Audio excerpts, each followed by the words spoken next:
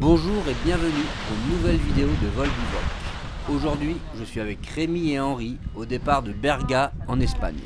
Vas-y maintenant je pense. Hein. Ouais.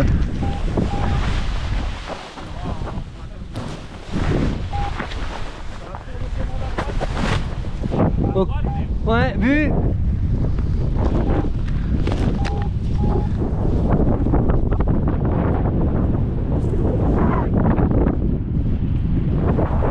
Après ce décollage avec un bon tour de commande à droite, me voilà déjà sous le déco qui n'est que 300 mètres au-dessus de l'atterro.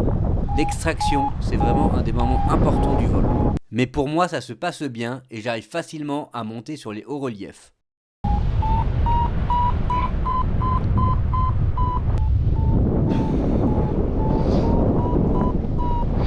Et je pense que je suis au plaf là, quasiment 2004, 150. Je crois que Rémi est posé. Et Henri, c'est notre la voile blanche en bas, là je vais l'attendre par ici.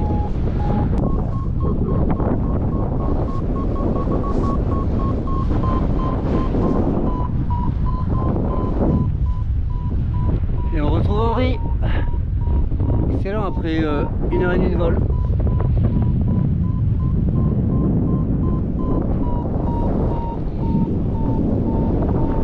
Après qu'Henri m'ait rejoint, il mène le jeu et j'essaye de suivre, ce qui me va très bien, car on avait briefé un plan de vol bien trop audacieux et du coup je ne sais pas trop où aller.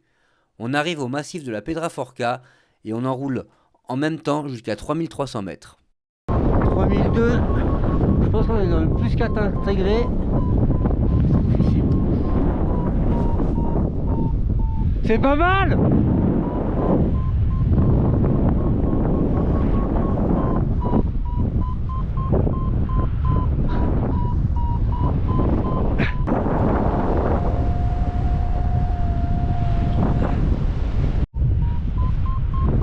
Nous voilà à 3000, 3100 même.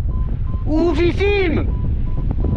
On arrive au plaf, 3540 et on est reparti. Bon, on a encore un peu le temps, mais il faut commencer à penser où est-ce qu'on dort, non? Ouais, je suis bien d'accord. Ça fera peut-être ça marcherait aussi bien là. Je sais pas quoi faire. On va se reprendre un coup d'ascenseur. 3007.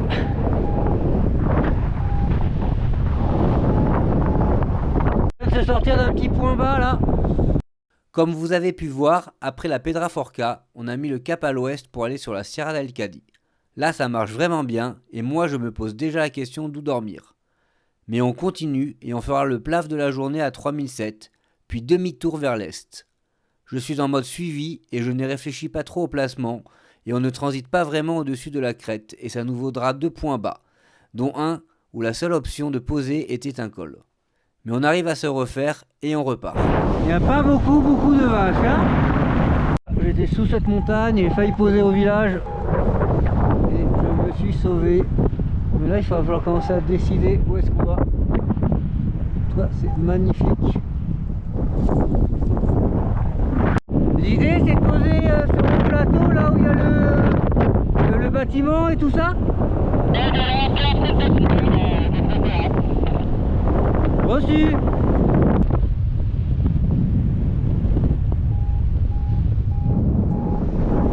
On continue dans notre erreur et on transite milieu de vallée au lieu des crêtes. Et Henri s'en sort mieux que moi. Je galère un peu à raccrocher mais remonte en thermodynamique. Et là on commence vraiment à penser où dormir et on se met d'accord sur un endroit. Henri est devant moi et quand j'arrive sur place il doit me guider car je n'arrive pas à le voir.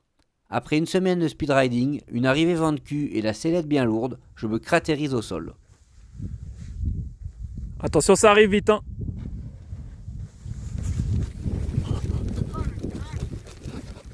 Plus de peur que de mal et après une séance de démêlage improbable, l'endroit pour le bivouac est top sauf qu'on est dans le katabatique et donc on a vite froid.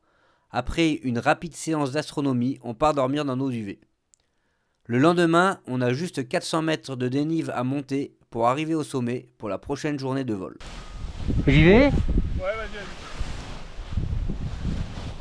Elle monte toute seule.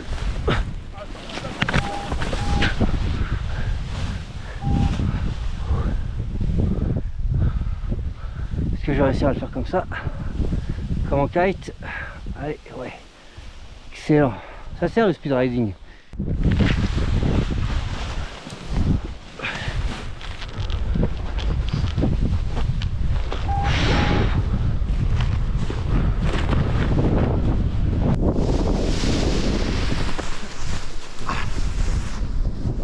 Allez, let's go!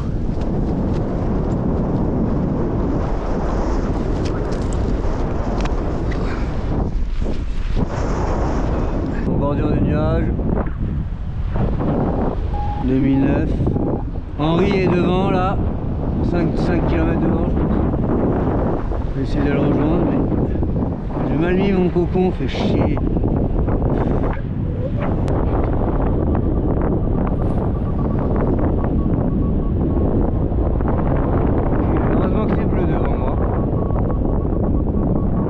Alors là c'est l'ambiance. Ça surfe le nuage. Wouh!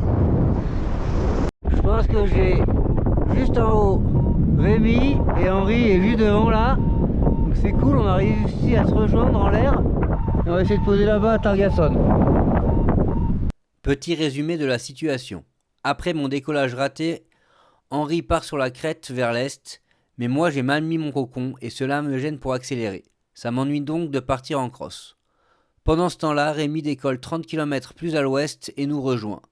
Moi j'arrive à bien remettre mon cocon, mais reste pas loin du décollage à faire l'ascenseur. Puis Henri nous rejoint et nous voilà donc les trois réunis pour partir vers le nord sur Targason, notre objectif de la journée. Là tu vois, ça commence à bien cumuliformer. Quand même des petits varios à plus 6, plus 7. Antoine, je suis à 2850, je lance la transition, Henri est déjà parti. À 3100 je pars. Et Henri et on a Rémi juste derrière. Excellent, on est les trois réunis. C'est trop bien. Allez, c'est bon ça. Henri et Antoine qui matérialisent le thermique. Si j'arrive à le choper là, c'est bon, on va poser à Targason. C'est quand même magnifique là. Bon, Henri il est parti à 3005, j'aimerais bien partir 50 mètres plus haut. Là en bordure de nuages. Je le vois déjà plus avec son aile blanche et la neige. Et il a pris la direction du minaret. Encore un tour là. A few moments later.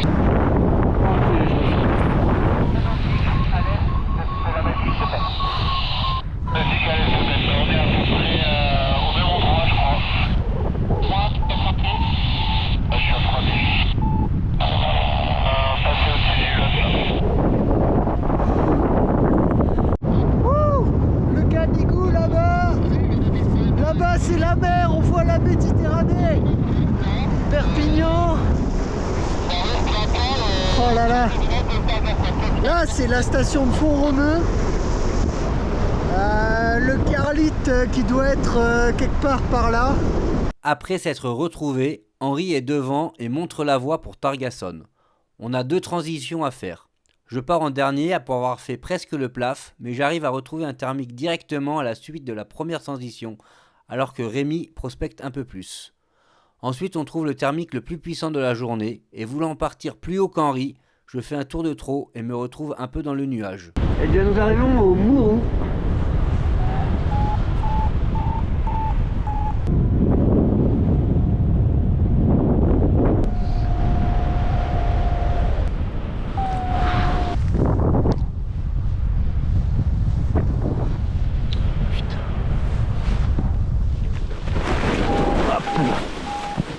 Putain. Antoine, mieux posé que hier, mais j'ai quand même mis le genou. Et évidemment, là où c'était humide. Un petit peu de composante arrière. Le chien va t'attaquer, mais t'inquiète pas, il repart. Oh, trop... Ah, et voilà, comme moi.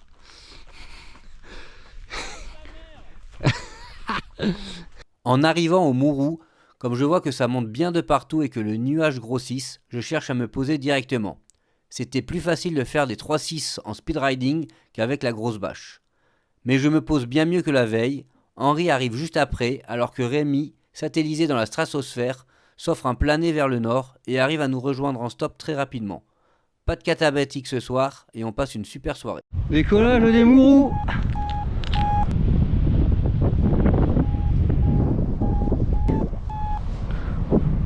Ah, j'y arrive pas là.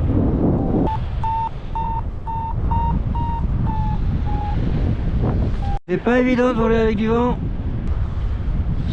Où est-ce que je vais poser? Oh, il me plaisait bien son champ là. Je vais essayer de poser en fond de vallée moi. Aujourd'hui ce n'est pas la même, il y a du vent. Après les 400 mètres de dénive pour monter au déco qui se passe bien, en vol c'est pas si facile. Le vent incline les thermiques et j'ai bien du mal à monter. Je fais quelques tentatives avec une fois un retour bien bas devant le décollage. Puis je me décide à traverser la petite vallée et comme ensuite tout le monde est en train de poser et que le retour au point de départ n'est pas obligatoire, je vise le milieu de vallée après qu'on m'ait déconseillé un autre champ. C'est fou ce que 20 km/h de vent peut venir compliquer le vol.